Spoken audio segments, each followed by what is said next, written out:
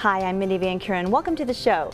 Today I have Dana Doucette, the Director of the Department of Community Programs in Little Rock, here to talk to us about how they empower Little Rock citizens to make positive choices that lead to a successful life. Thanks for joining us today, Dana. Thanks for having me. Can you tell us a little bit about the Department of Community Programs? I'm not really aware of that. I'd love to, and I'd like to tell the citizens as well. A lot of people don't realize that the Department of Community Programs has actually been around for 22 years. Wow. And so we're really excited about the new things that are happening within the department, but we're actually building upon things that have been happening for a very long time. Okay, and so tell me about what we're going to talk to you about today is the master plan. So tell me about that a little bit. Well, the master plan came about because, as I mentioned, we've been doing this for 22 years, but as with anything, it was time for us to kind of revamp, review everything that was working, and then look at some of the new things that we could be doing, best practices, promising practices from across the country that might work here. And then there's also a lot of new things that we're kind of, I'd like to say, making up and piloting here within the city. So we're really excited about that as well. And that's really why we felt it was time to create a master plan. Okay, so tell us a little bit more about the overall mission with this master plan. Well, what it is that the master plan is really 3 years. A lot of times when you talk about master plans, they might be 5 years or 10 years. Ours is 3 years because we're dealing with children, youth, and families. And as you know, the lives of our citizens are really different now than from maybe when we were growing up. Sure. And so the 3 years will actually help us build a true foundation for going forward. A framework, a paradigm for going forward. And so we have 5 goals, for example, that we'll be utilizing. The first is to use data a little bit differently than we have before. We've been doing it by zip codes in the past, and now going forward we'll be able to identify the pockets where people actually live and where things will need to happen. We'll be increasing program quality and accountability of the programs that we have. We're increasing our communication with the community. This is part of that, making sure that people actually know that we exist and how they can use our services. Right. We're really working on developing employability skills for our youth so that we can have a stronger workforce for the future.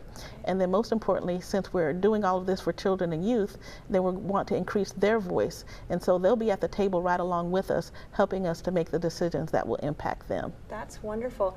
And so tell me about how someone becomes eligible for these services, or how they go about seeking them out. There's really only one requirement, and that is to be a citizen of the city of Little Rock. Okay. And because we do use taxpayer dollars for our department, and so of course it needs to benefit the taxpayers, the citizens. Okay. But other than that, if there's a need in families, then we want to be able to provide those services. And so anyone can contact our office to let us know this is a need that they have, and we will try to help them achieve success in that area. Okay, so there are no other requirements besides being a citizen of Little Rock. That's it. Okay, and what are the age ranges of the citizens that you're helping with this program? That's a good question. We actually go 6 and above because those who, early childhood is definitely covered by a lot of different agencies, but 6 to above with the different programs that we have. And we have a lot from our after-school programs, our out-of-school programs. We have a re-entry program for those returning from incarceration. We have, as I mentioned, employability type of services. I mean, the list goes on, and a lot of those are available on our website so that people can have a better idea of what types of services we offer. But again, if it's benefiting the children, youth, and families in the city of Little Rock, then we want to know about it and we want to do something about it. Okay, so they can check out the website, they can call you guys, or can they come by? Yeah, they can. Actually, we are located in City Hall. I mean, that's where we should be. Okay. But we are located in City Hall, and certainly we welcome that as well. And we definitely welcome people who want to volunteer. I was going to ask that next. Oh yes, because we really need people to step up and help us. We can't do it by ourselves. We're not trying to. We're trying to increase the involvement of our everyday citizens, because that's what it's all about, is people helping others. Great, I love that. And so what kind of volunteer activities do you have for people? Well, we have mentors. We always need mentors because, again, when you're talking about 6 to 18-year-olds, then that's what we need the most, are people who are wanting to go to our after-school programs or our summer programs or some of the other things that we have. So we have a very high need for that. Great.